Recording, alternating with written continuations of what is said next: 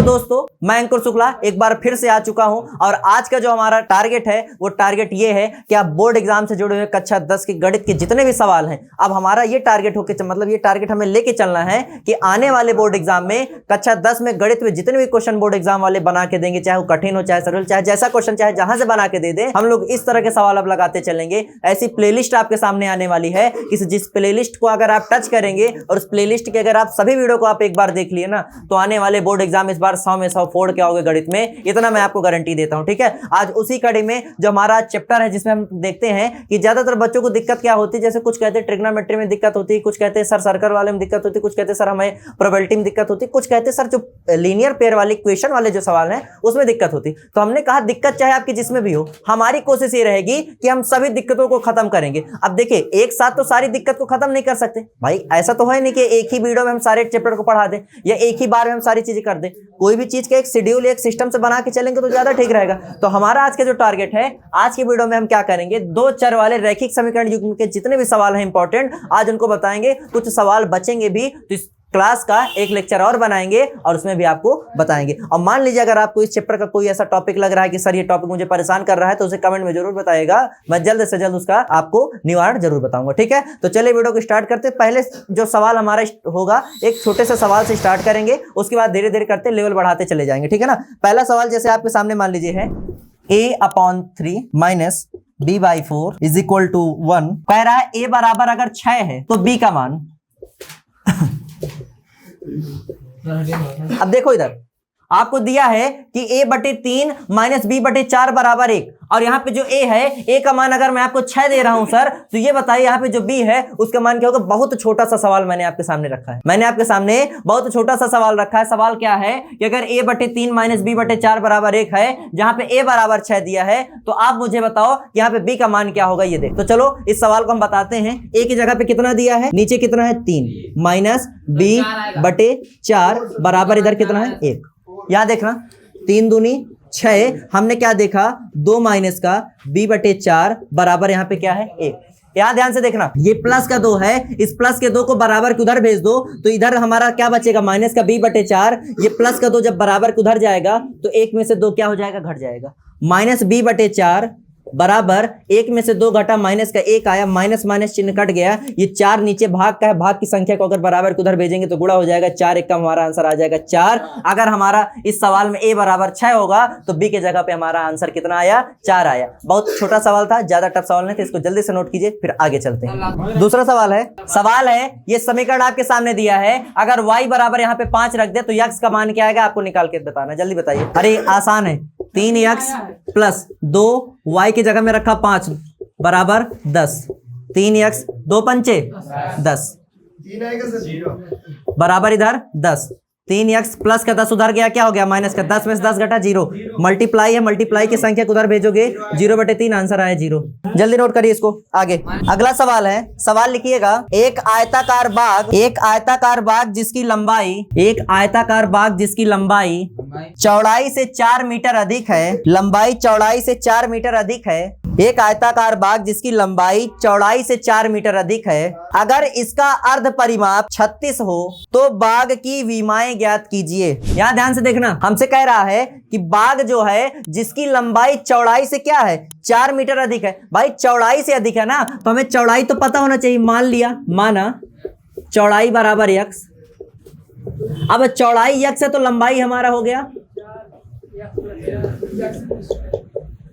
बनी बात है। मेरी बात ध्यान समझना, हमको क्या बोला गया भाई, चौड़ाई जो है लंबाई चौड़ाई से 4 हमारी क्या है, अधिक है। हमने खट से क्या कर लिया, लेकिन यहाँ पे एक चीज विशेष ध्यान ये देना है कि ये जो रैखिक समीकरण हम लोग पढ़ रहे हैं, यहाँ पे कितने चर होने चाहिए, 2। हम तो दोनों में एक ही चर मान लिए ना, तो हमने कहा एक काम करते हैं, माना लंबाई बराबर x और चौड़ाई बराबर, ठीक है ना, दोनों से आपका हो सकता है, लेकिन अभी मैं मेन ये चैप्टर को फोकस कर रहा हूं तो इसी के हिसाब से आपको बताऊंगा। दोनों तरीके से आप निकालोगे, आंसर दोनों सही आएगा। अब जो हमारी लंबाई है वो चौड़ाई से कितनी अधिक है, 4। लंबाई चौड़ाई से अधिक है, इधर लंबाई रखा इधर चौड़ाई रखा, कौन अधिक है, ये 4 अधिक है ना लंबाई, तो हमने 4 इसमें क्या कर दिया, दोनों क्या हो जाएंगे बराबर। y को इधर बुलाओ, x माइनस वाई बराबर तुम्हारा क्या हो गया, समीकरण नंबर 1 4। अब आगे क्या कह रहा है हमसे, इसका अर्ध परिमाप। अब आप लोग को पता होना चाहिए, मैंने आयताकार बोला, क्या बोला है, आयताकार। आयत का परिमाप आपको क्या बोला है, इसका अर्ध परिमाप, परिमाप नहीं बोला साहब, क्या बोला है, अर्ध परिमाप। तो पहले मैं आपके सामने लिखूंगा आयत का परिमाप। आयत का परिमाप बराबर होता है 2 कोष्ठक लंबाई धन चौड़ाई, ठीक है ना, 2 लंबाई धन चौड़ाई। लेकिन आपसे क्या बोला, आधा, अर्ध, तो यहां क्या कर दोगे, बटे 2, 2 से 2 क्या हो जाएगा, कट जाएगा, तो लंबाई प्लस क्या बचेगा, लंबाई प्लस चौड़ाई। और ये बताओ अर्ध परिमाप की वैल्यू भी आपको तो दी गई, कितनी दी गई है, 36, बराबर में कितना रख दोगे, 36। लंबाई कितना माने हो, x, चौड़ाई कितना माने हो, बराबर 36, x प्लस वाई बराबर 36। ये बन गया समीकरण नंबर 2। समीकरण 1 बना, समीकरण नंबर 2 बना, ठीक है।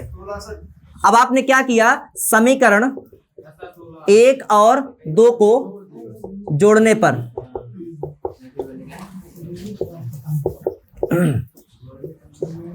इधर देखना, समीकरण 1 क्या है, x माइनस वाई बराबर 4, और समीकरण 2 है x प्लस वाई बराबर, ये प्लस का ये भी प्लस का जुड़ के कितना हो गया, 2x, प्लस माइनस का कट गया, 36 4 40, x बराबर आ गया 20। भाई 2 को उधर जाएगा, क्या हो जाएगा, भाग हो जाएगा, x का मान 20 आ गया। चौड़ाई तुम्हारी कितनी है, ये x किसको माने हो, x किसको माने हो, x का मान तुम समीकरण में रखो, किस में रख दिया जाए, चलो पहले में रखते हैं। यहां पे हमने रखा समीकरण 1 में, यहां पे अगर 20 रखेंगे, इधर साइड में कर दूं, देखो यहां पे अगर 20 रखोगे तो 20 माइनस वाई बराबर में क्या है, माइनस का y प्लस का 20 को उधर भेजोगे क्या हो जाएगा, तो माइनस वाई बराबर 4 में से 20 घटा माइनस का 16, माइनस माइनस कट गया, y बराबर कितना आ गया, y 16, x बराबर 20। नोट कर लीजिए। अगला सवाल लिखना, यदि किसी भिन्न के अंश और हर दोनों में 2 जोड़ दिया जाए तो वह 9/11 हो जाती है। यदि अंश और हर दोनों में 3 जोड़ दिया जाए तो वह 5/6 हो जाती है, तो भिन्न ज्ञात कीजिए। सवाल बहुत बढ़िया है, 4 नंबर का सवाल है बोर्ड एग्जाम में। अरे पक्का है, लग गया, 4 नंबर। देखो इधर, फिर मैंने कहा इधर अंश क्या कह रहा है, यदि किसी भिन्न के, आप मुझे बताओ अगर कोई भिन्न है तो भिन्न में 2 चीजें होगी, ध्यान से पहले इधर देख लो, भिन्न है तो भिन्न में 2 चीजें होंगी, एक होगा अंश, दूसरा होगा हर। तो माना अंश बराबर x और हर बराबर y, तो भिन्न क्या बनेगी, भिन्न क्या होता है, अंश बटे हर, तो x बटे, हमें इसी का मान निकालना है, x बटे y का ही भिन्न का मान निकालना है। तो चलो शुरू करो। अब कह क्या रहा है, यदि हर अंश और हर दोनों में 2 2 जोड़ दिया जाए, कितना कितना, 2 2, अंश और हर, इसमें भी 2 जोड़ दो और नीचे वाले में कितना जोड़ दो, 2। पहले वाली कंडीशन में 2 कंडीशन है। पहली कंडीशन में कह रहा है कि अगर दोनों में 2 2 जोड़ दिया जाए तो कितना बन जाता है, 9/11। हमने लिख दिया। भाई आपने कहा अंश और हर दोनों में 2 2 जोड़ दो, मैंने जोड़ दिया, तो कितना बन जाता है, 9/11। आगे हम अपने से करेंगे, आपने तो कह दिया, हम आगे करेंगे। हम करेंगे आगे क्या, तिर्यक गुणा, 11 किधर गुणा होगा, 11 किसमें, 11x, 11 दूनी,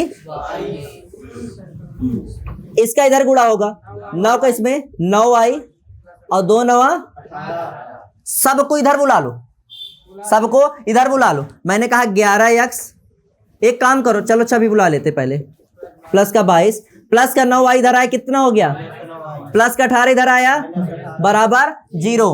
11x इसी तरह लिखा रहने दो, माइनस का 9y, 22 में से 18 गया, कितना बचा, 4, प्लस का 4। मैं कहता हूं प्लस के 4 को उधर भेज दो तो क्या हो जाएगा, माइनस का 4। समीकरण नंबर 1, इसको यहीं पे हमें क्या कर देना, अभी छोड़ देना। समीकरण नंबर 1 हमारा क्या हो गया, तैयार हो गया, इसको हमें यहीं पे क्या कर देना है, छोड़ देना। अब आगे देखते हैं, पहला समीकरण रेडी हो गया। दूसरे समीकरण के लिए अब आगे कंडीशन क्या कह रहा है, अगर इस बार अंश और हर में दोनों में 3 3 जोड़ दिया जाए, कितना कितना जोड़ दिया जाए, 3, तो x बटे वाई, भाई इस बार कितना कितना जो बोल रहा है, 3 3, तो कह रहा है इस बार कितना हो जाएगा, 5/6।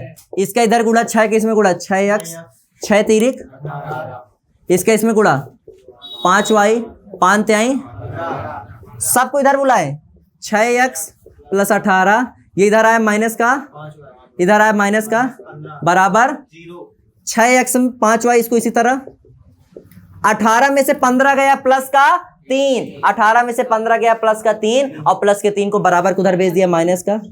समीकरण नंबर, इसको भी यहीं पे अभी रुक दो। ये तुम्हारा समीकरण नंबर 1 है, समीकरण नंबर तुम्हारा कौन सा है 2।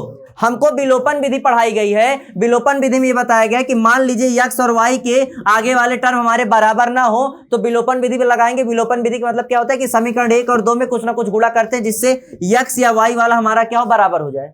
तो एक काम किया जाए, समीकरण इसमें अगर यहाँ 11 है तो समीकरण इसमें कर देते हैं 11 का, किसमें 2 में, और समीकरण 1 में कितने कर देते हैं 6 का।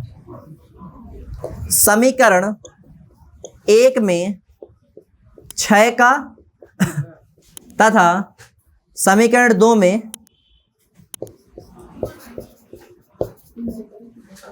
11 का गुणा करने पर। ठीक है, थोड़ा सा इसको नोट करेंगे क्या आप लोग? इसको थोड़ा सा नोट कर लीजिए तो मैं इसको हटाऊंगा। 6x माइनस 5y बराबर माइनस का 3। ये 1 था, ये क्या था 2। अब सुनो इधर, अभी तक हम क्या करते थे, समीकरण 1 और 2 को घटा देते थे, एक दूसरे से जोड़ देते थे जब ये दोनों या ये दोनों आपस में बराबर होते थे। जब बराबर ना हो तो विलोपन विधि में मैंने क्या बताया, इन दोनों के आगे वाले टर्म को क्या करेंगे, गुणांक को क्या करेंगे बराबर। तो समीकरण 1 में मैंने कहा गुणा कर दो कितने का, यहाँ 6 है नीचे वाले में तो ऊपर वाले में कितने कर दो 6 का, और नीचे वाले में 11 का। तब देखो समीकरण 1 में अगर तुमने 6 का गुणा किया तो कितना हो जाएगा 66x, 6 नहीं हम 54y, और 6 चौको 11 गुणा इसमें करोगे 11 छक्का 11 पचे